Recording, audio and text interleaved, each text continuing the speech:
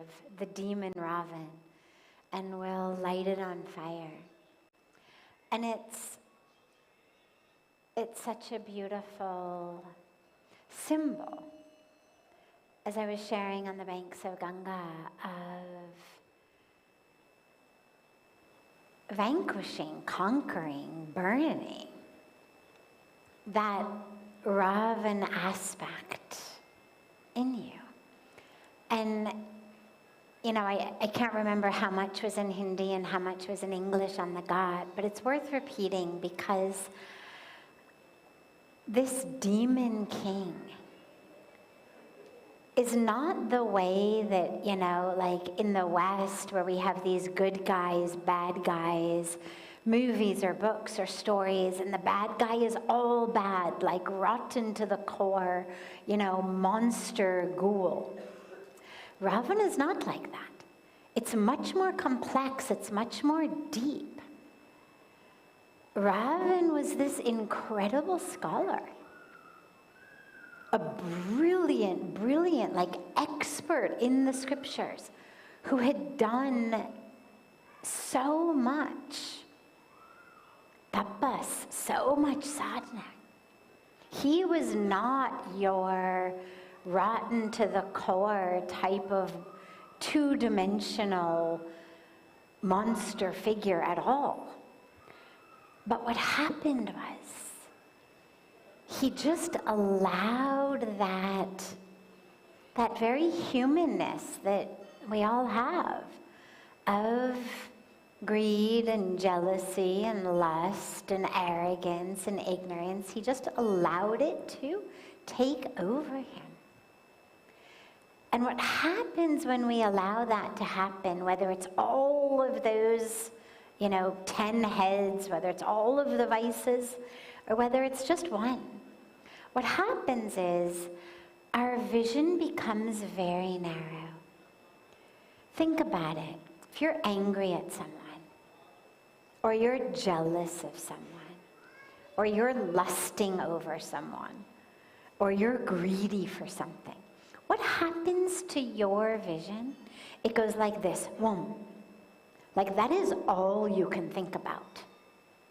It absolutely co-ops and takes over your mind. It's one little thought, one aspect. But if you give into it, what you find is nothing else seems to be there. As long as you're holding on to that anger, that lust, that jealousy, that greed, that is all that your mind is full of. And that's what happened to him. That's what happened to him. I'm the most powerful, that ego, how dare anyone else? I am the one. I will have his wife. So, I mean, you know, it's 10 heads. It's all of the different vices. But with us, you know, it reminds us, be really careful. Be watchful. We've been talking about mindfulness the last few nights. And this is really a very important aspect that mindfulness plays in our life, because a lot of times you don't even realize how you're falling until you are so far down that it's really difficult to crawl yourself back up. Mindfulness allows you to watch and kind of pick up on things when they're just barely the beginning of a thought. And you start to become mindful. Anger brewing. Lust brewing. Jealousy brewing. This brewing, that brewing. And the moment you notice it like that, it loses its power. And so it's another reason that mindfulness is so important, is to just begin to notice so that those blinders do not take over your life. So even though in all environmental, sustainable vision, we don't actually burn the effigy of Ravan, you can burn one metaphorically in your own mind and just allow yourself to really check in, kind of, how's my inner Ravan doing? Like, You know, what's it angry at today? What's it envious of today? What's it greedy for? What's it lusting over? Where is it lazy? Where is, sloth? Where are we stuck? And just allow that inner Ram, that inner divinity, or that inner mother goddess to burn it, to vanquish it, to emerge victorious. So it's a very auspicious day for conquering those very human aspects in each of us. And I keep repeating that they're very human because you shouldn't feel badly about them. It's not, oh my God, I'm a bad person because I've got lust and greed and anger and jealousy and sloth and it just means you're human. But as humans, we have the opportunity to align with divinity because the truth of who we are is divine. So we have that choice. Do I align with the mental impressions, the chemical reactions in my brain? Or do I align with the divinity in me? And tonight's a really, really auspicious night to make that decision to align with divinity. So, well, instead of starting with a question that's come in advance, I'm going to actually start with questions here because we're going to have a bit of a shortened satsang this evening so that we can end a bit earlier and everyone will have a chance to grab some dinner quickly and then come back to the banks of Ganga for the last night of the beautiful Ram Leela drama being put on by the youth from around the country. So, breaking our normal tradition, I won't start with one of the questions that's come in advance. We'll start with just opening it to any question that anyone here has. So just feel free to raise your hand. Yeah.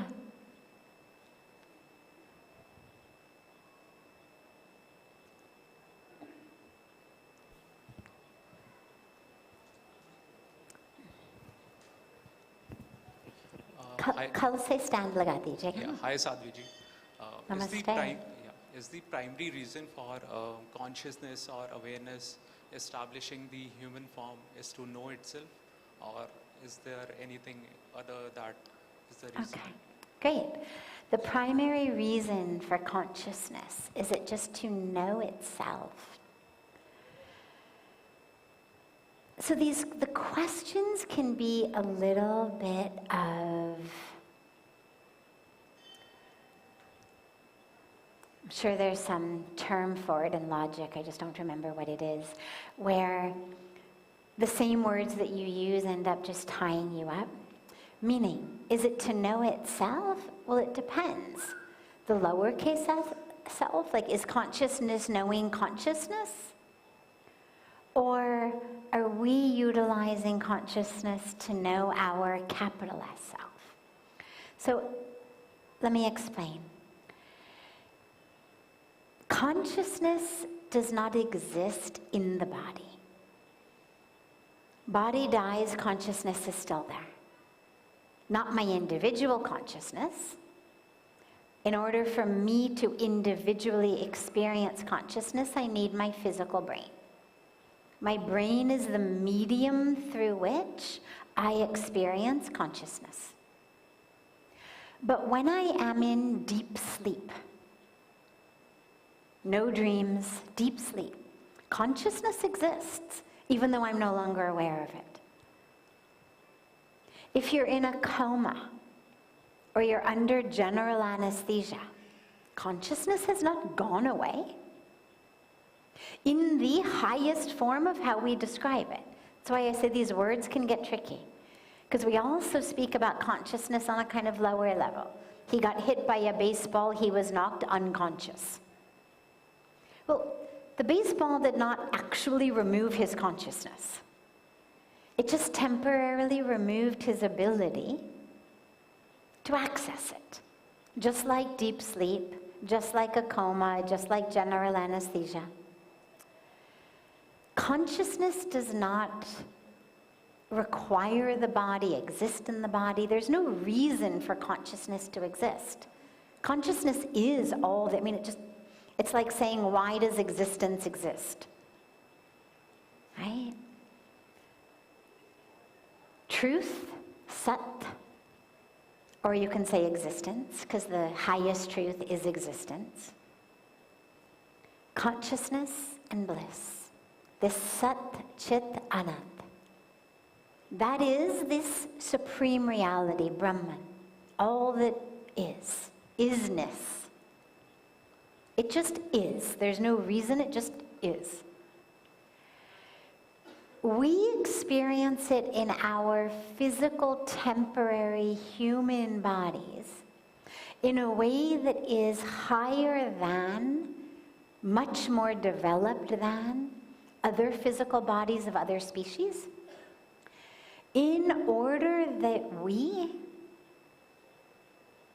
can come to know our true capital S self as divine, as Sat Chit Anand.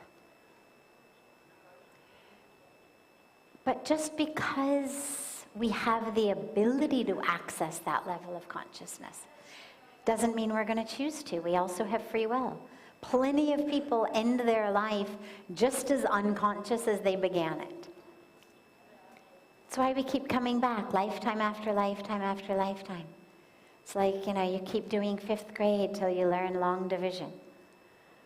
Right? There's sort of some prerequisites. We're going to keep coming back until we experience the truth. We know the truth. We're free in moksha, liberation from ignorance. So consciousness doesn't have a reason to exist. The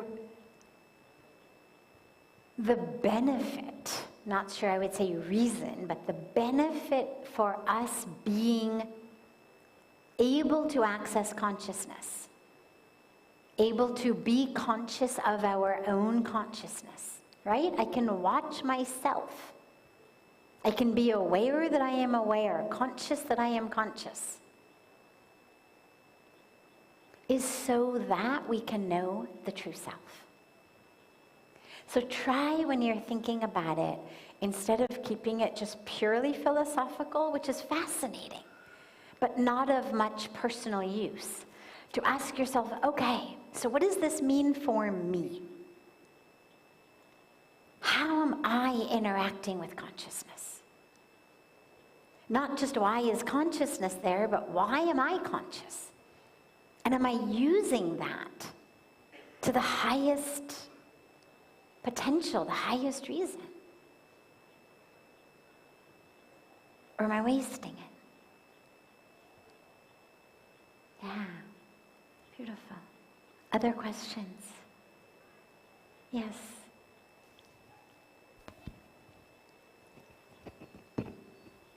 Pranam Mataji. My question is regarding karma.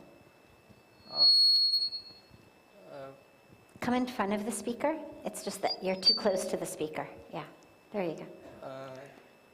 Suppose my close ones, like maybe wife or mother or sister, if they are demanding luxurious gifts, and if I'm denying, then they may get hurt sometimes.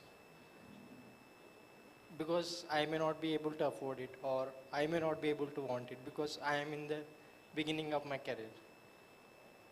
So in the later on I may forget. So basically they got hurt because I didn't buy them. So will it become a part of my karma, agama karma? Okay. So karma means action. That's what the word actually means. Karma means action. Every action we do has a repercussion. And whether you go into this through Vedic philosophy or you go into this through Newtonian physics, they're going to tell you the same thing. Every action has a reaction, right? Karma goes a little bit deeper.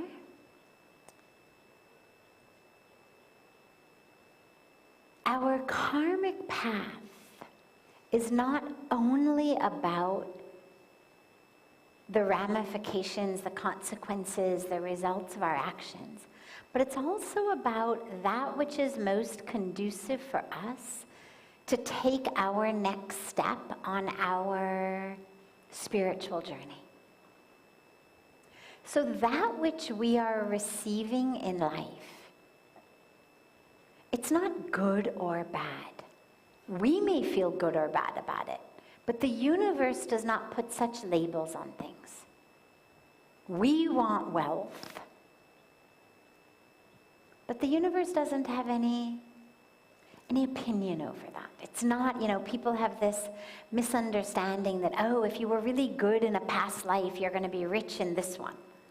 And if you're poor in this life, it means you were bad in a past life. Not true. Not true. What we're going to experience is on a level of what we call sukh and dukh. Happiness and sadness, pleasure and pain.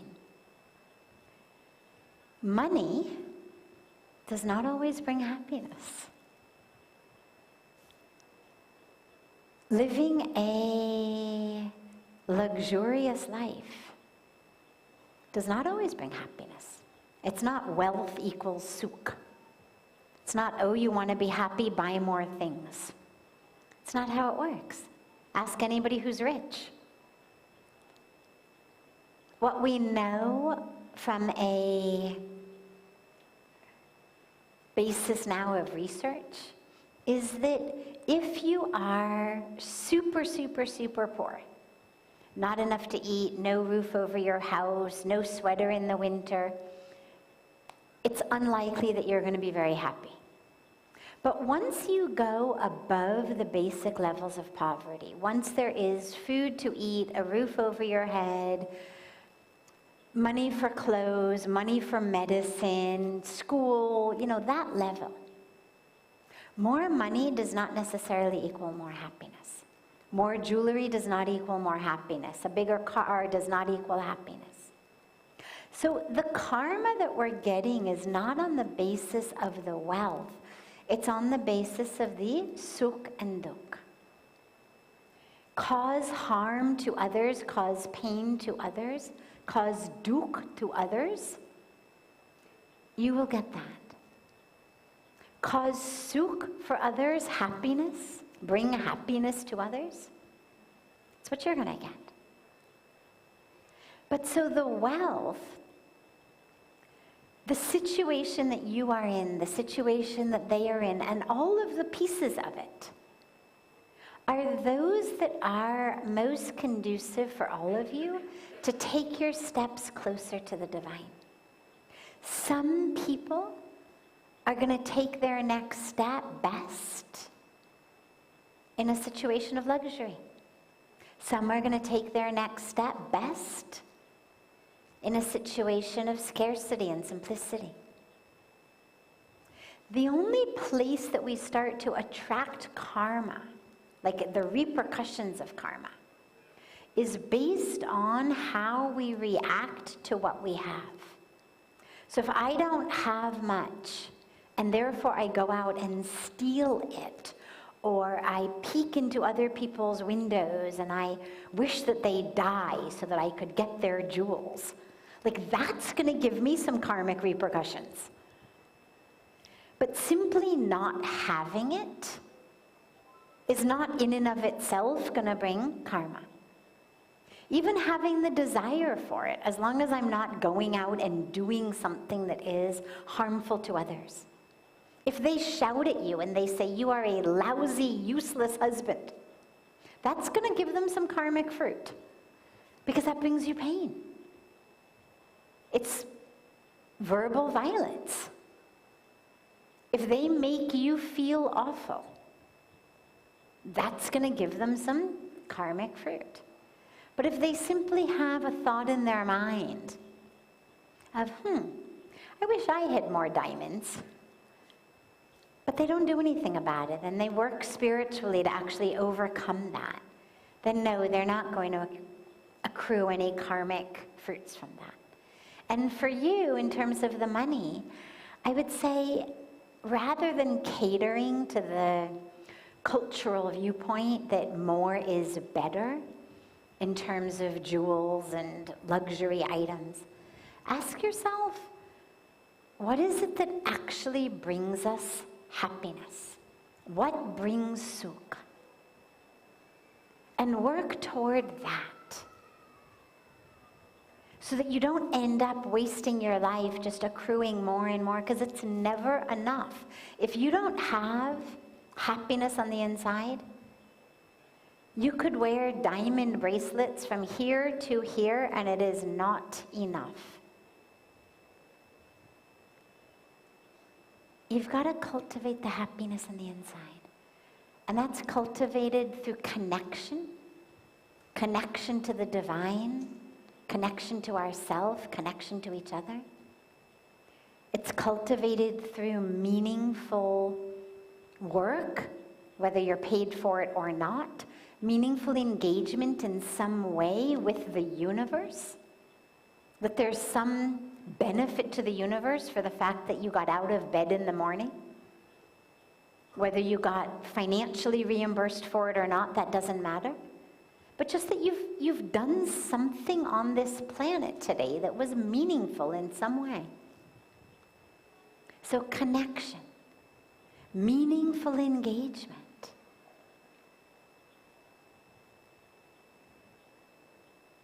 And that deep inquiry, I mean, it's part of spiritual connection, but it's also separate.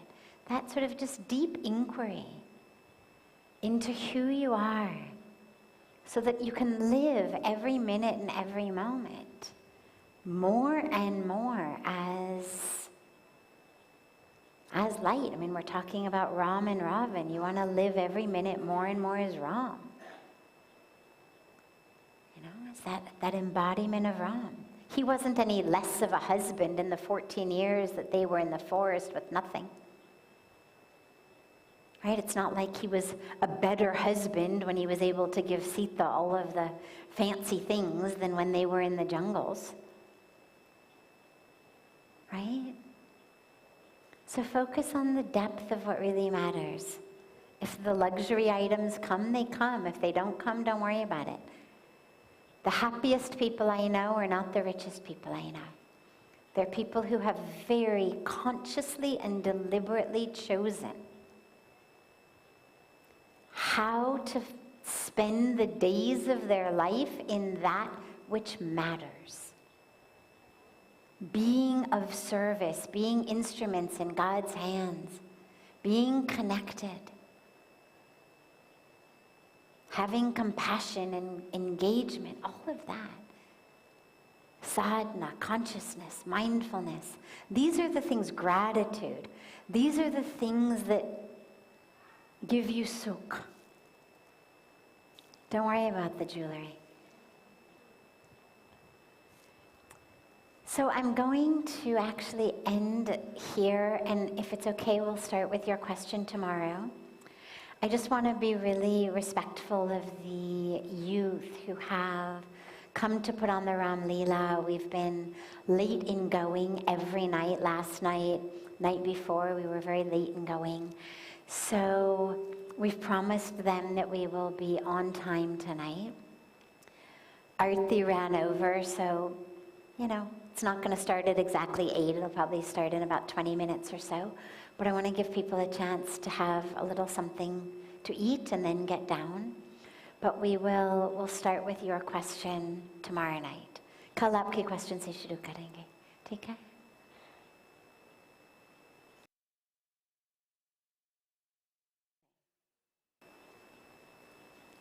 Answer मिल जाएगा आपको, ठीक है? बस नीचे जाओ, ऐसे प्रार्थना करो कि वो आंसर आ जाएगा. Have a beautiful, beautiful, beautiful rest of your evening. A very, very special Dussehra, beautiful Dussehra. I think from tomorrow we'll probably be back starting our satsang back at our normal time between 6:45 and 7 after the festivities of the last days of Navratri will come to a conclusion today. And so much love to you all.